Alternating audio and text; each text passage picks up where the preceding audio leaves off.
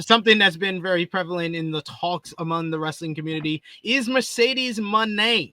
There have been a Oof. lot of talk regarding Mercedes Moné having quote unquote creative control since her AEW run started, almost like clockwork, whether it's someone established, someone who just won their first match on TV, or an international star rarely seen on AEW TV. Whenever Mercedes Moné gets a win, there are unfounded claims of her exercising creative control to make sure she wins those matches. This isn't the case, though. Fightful Select reached out to sources in the know within AEW and NJPW who both denied that type of thing ever happened and said that they've never heard of her having creative control.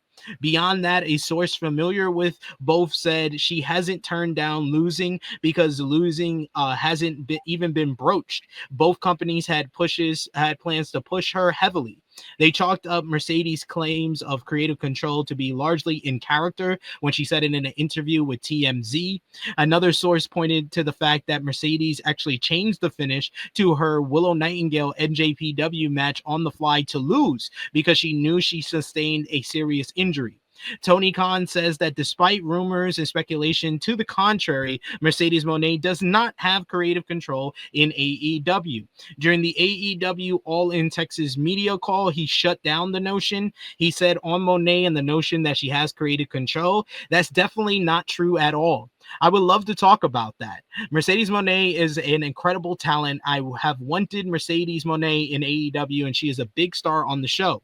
I really enjoy working with her backstage as a talent, and she has done great things for the company doing media. She's a great person. Mercedes is a great addition to AEW. I also think it's ridiculous, the idea that people would think because she's a strong wrestler on the show and she must be the one dictating that. That is the complete opposite of what happens here. We've done a really great job this year, in particular, with a really focused build, and we're on the best run of television wherever had through the past 6 months in 2025. It's been a great year for the company. On no talent having creative control, Khan said, I'm the only person with creative control on the show. At the end of the day, I'm responsible for what you see. I'm really proud this year because this has been one of the best years, 6 months into the year so far we've ever done of television. Psych, Philosophically, since the start of the year, in particular this year, I've had the final say since day one of AEW. I've had the final creative control since the beginning of the company. We launched very successfully. When we started doing Dynamite those first few months, I was pretty open that around the holidays, I planned to come back with tighter focus in 2020. It was a New Year's resolution in January. Like a lot of New Year's resolutions, it takes time to make a good transition into something you want to do. In that case, for me, going into 2020, I said I was going to do things I believe in, and I'm not going to be talked into something I don't believe in.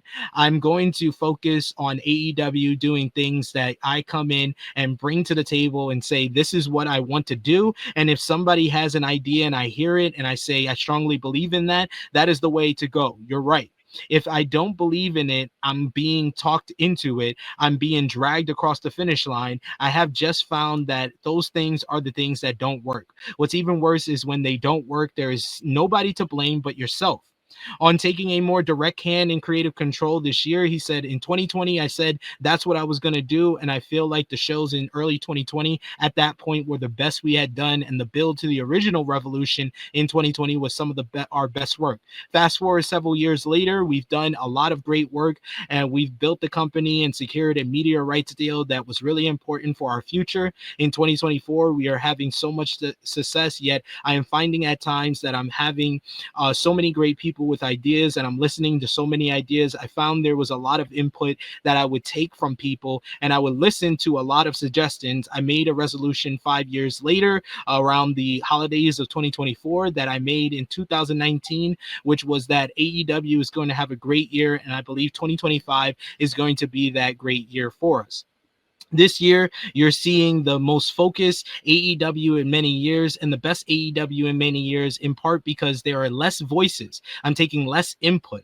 On Monet and Tony Storm's creative directions, he says, I have such a high opinion of Mercedes. In particular, I also have a high opinion of our opponent, Tony Storm. They are two of the best wrestlers on the planet. There are two people I meet with every single week, at least once a week, but usually multiple times a week, and hear out ideas they might have, and they hear out the ideas I have. For both of them, I'm very involved in the direction of their character personally.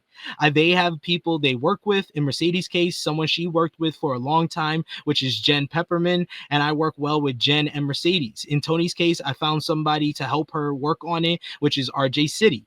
In the case of Tony or Mercedes or so many other great talents I work with closely, I have the final say on what they do. In the case of this match, is something that I really wanted to have in AEW for a very long time, and it's something that the fans have wanted to see in AEW for a long time, and we've done a great job, in my opinion, building to this for over a year as a match the fans absolutely are going to want to see.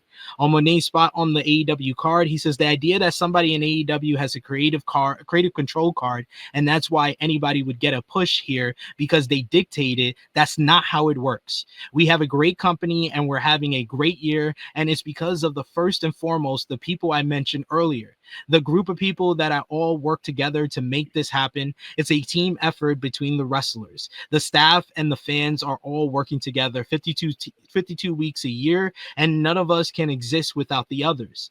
Mercedes is a great wrestler. She's a focus on the show. She's the TBS champion because she's hugely followed and a hugely talented star who brings so much to the table.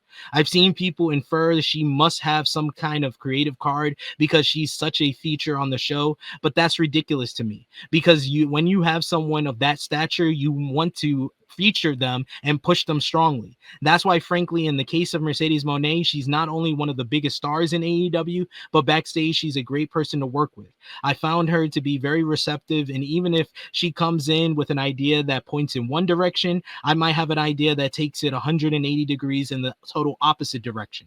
If I really feel strongly about it, I found that she is somebody that is going to do what I believe and is very trusting of AEW. She is somebody that likes working at AEW and likes being here. And one of the great things we've done in 2025 was try to focus AEW the entire year around the people that want to be here and care about AEW and the people that work really hard for us every week. I think Mercedes is a great example of that. Somebody is really hardworking and a very talented pro wrestler. Whew. That was a lot from Tony Khan, but he felt a certain way about even the notion of that because it's been a hot topic on social media, the Mercedes Hogan topic, and say that she won't lose, brother. She won't put over anybody else. And in general, I just hate the wrestling community for this even becoming as big as it is because it only is big when it comes to females. Rhea Ripley, Charlotte Flair, Becky Lynch, Mercedes Moné, some of the best women's wrestlers in the world are going to win a lot. Just like Roman Reigns, Cody Rhodes, Jon Moxley, Will Ospreay. Those guys are going to win a lot because they're some of the best and biggest stars in the world. Why do you think Mercedes Moné has creative control? Because she was stopped by TMZ wearing her title in character, and they asked her, does she have creative control? And she said, yeah, sure, I have creative control, but I work with everybody. Use the whole quote that she said instead of taking one part of it where she said, yeah, I have creative control, because she was asked a question and not realize and not watch the video and realize she's doing it in character. She's the CEO. She controls everything. That's the character, not the real person. JJ, what do you think about the great debate of Mercedes Moné creative control in AEW? First, I'm going to give, because he's probably the guy that we shit on just about as much as Triple H. I'm going to give Tony Khan some props here. Because what the fuck? What in the actual fuck? Like, the fact that he has to continuously answer, like, ridiculous questions and accusation type deals, it seems to be every other week. Like, he has to deal with some level of bullshit every week. And I think he handled this beautifully. I think he handled this beautifully. I think he handled it excellent. He gave excellent answers. He took full accountability, because if this was no good, he would still take accountability. If this was good, he is taking accountability. So props to him for that. The fact that Mercedes Moné is such a big star, someone has to find a fucking problem with it. Someone has to find an issue with it. Someone has to find a why and a who, and who's manipulating the system. What about that she is in pole leading position to help change women's wrestling globally? There's a reason that this woman is receiving all of these championships.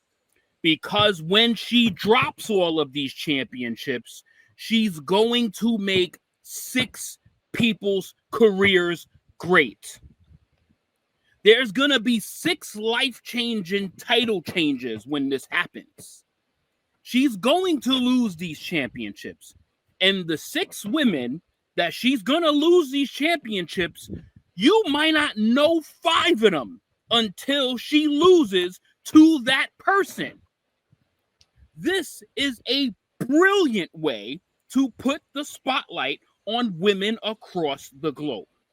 And this was Mercedes Moné's goal from the motherfucking start, was to change women's wrestling. And my God, is she not doing that? Why the fuck is there such a problem with this? Why the fuck, if this was Roman Reigns, oh, we would just be calling him a god. If this was John Cena, we would just be calling him, oh, he's killing it right now. He's on fire right now. If this was Seth Rollins, oh, he's the man of the WWE. See how compliments come? When all of a sudden, if it's a guy that has 6 championships, like nobody fucking had a problem when Ultimo Dragon had 12 fucking championships. Like no one had a problem with that shit. No one had a problem when one fucking faction had every single championship belt in the company. That was genius, right? But now that there's somebody from the opposite sex that is all of a sudden being a dominant person put in position to help change wrestling, somebody's got to get the blame, right? How about somebody just get some fucking credit? It's so nauseating that people always gotta look for some negative fucking narrative or negative fucking spin to downplay something that no one in any other company has ever done before with a woman. There has never been a woman that has done this before. So someone's fucking up. Someone's manipulative. Someone is pulling puppet strings. How about it just being fucking good booking? How about it just being a good idea? Like, yo, people are so annoying with this that just give her credit. Just give her credit. Give him credit. And let's see where this goes. Now, if what's going to happen is that when she drops all of these championships, there will be highlight clips of her losing these championships. To who? To what person? To what woman? Because these are all going to be in untelevised matches, in untelevised markets, in untelevised promotions. And guess what AEW is going to do? They're going to clip that when the moment happens. And that's what, you know what's that going to do? That's going to put millions of people. We could see the start of the downfall today with Tony beating her. We could see that. That's actually a thing that it could do, where it starts the downfall, and then, like you said, she can go on her tour and drop all the titles, and now she can actually have a changing character. They can go in so many different ways with this. Like it's annoying. It is really annoying that someone is trying to do a part, and someone that has a partner, because Mercedes has a partner in Tony Khan, that is helping the idea, which is helping her idea, in helping to globalize and change women's wrestling and get eyes on so many more talented people that we might not even know. And that's a fucking problem. Yo, people make me sick, bro. Like, oh my God. Shout out to the GOAT in the chat, Maggie. Good to see you, Maggie. I know you're out there working. Much love to our sis out there. Thank you for joining us in the chat, saying my boys. Josh, I know you got a lot to get off your chest here. What have you thought about the whole great debate of Mercedes creative control? I mean, one, I think it's fucking stupid. Just because, what a lot of people don't understand is that if Mercedes had creative control, right? And I'm talking about this on a contract basis, right? What people don't realize is that the reason why creative control doesn't exist, or it hasn't existed since Hogan has had it, is because the moment that the company decides to do something that goes against what that talent that has creative control has, that's a breach of contract. Meaning that they could, they could file a lawsuit, they could do whatever, because it's a breach. It will hurt the company more financially, giving anybody creative control because of that aspect, because of that certain clause in your contract. Once that company goes against it, guess what? That gives that individual the right to either pursue or to settle. That's why they don't do it, because that's exactly what happened with Terrence from Florida. That's why they don't do it. It doesn't make any sense on that aspect. That's why it doesn't make any sense. But for everybody who, fell for it, who fell for the interview, I mean, you guys just been worked. And it's just kind of funny how that works, right? Where, we just had a man we just had a man on a press conference who said that this man, coming back after being fired, hey, it was part of the show. So everyone was like, oh my God, we got worked. But yeah, in this aspect, somebody gives an interview in character. Oh, it must be real. It must be real. She admitted it. She has creative control.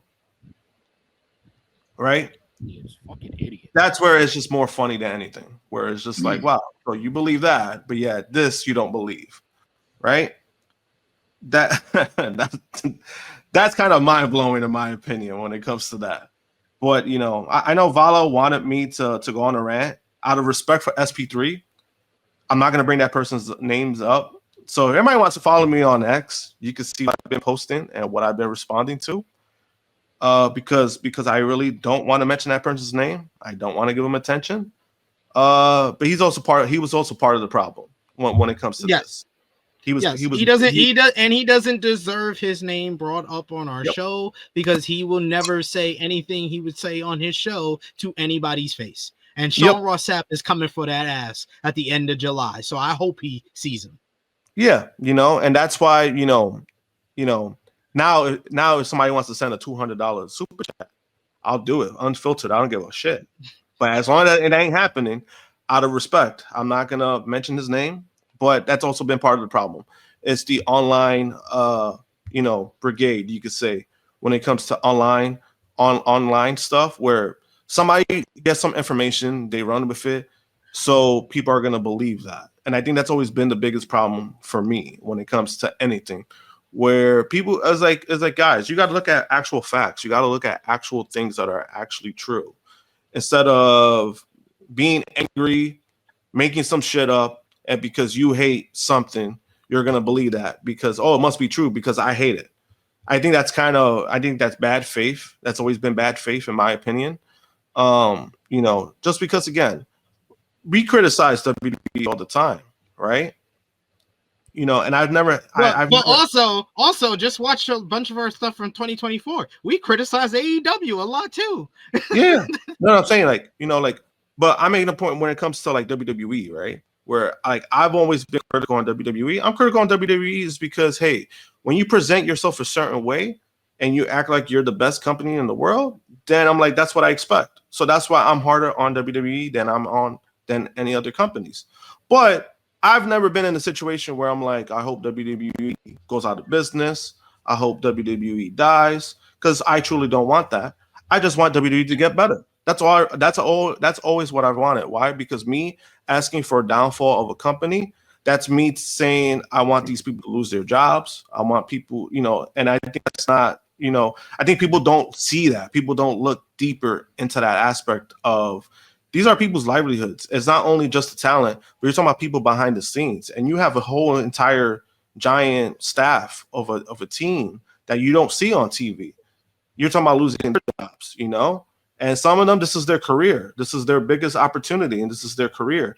And there's no guarantee that if they were to lose their job, they come back, So it's one of those things where when I see it a lot online, when it comes to stuff like that, it gets frustrating, and that's why I respond to it sometimes, because I'm like, I want to make sure that that I'm calling this person a dumbass while they know I'm calling them a dumbass. And if I get blocked, thank you, because that's what I want.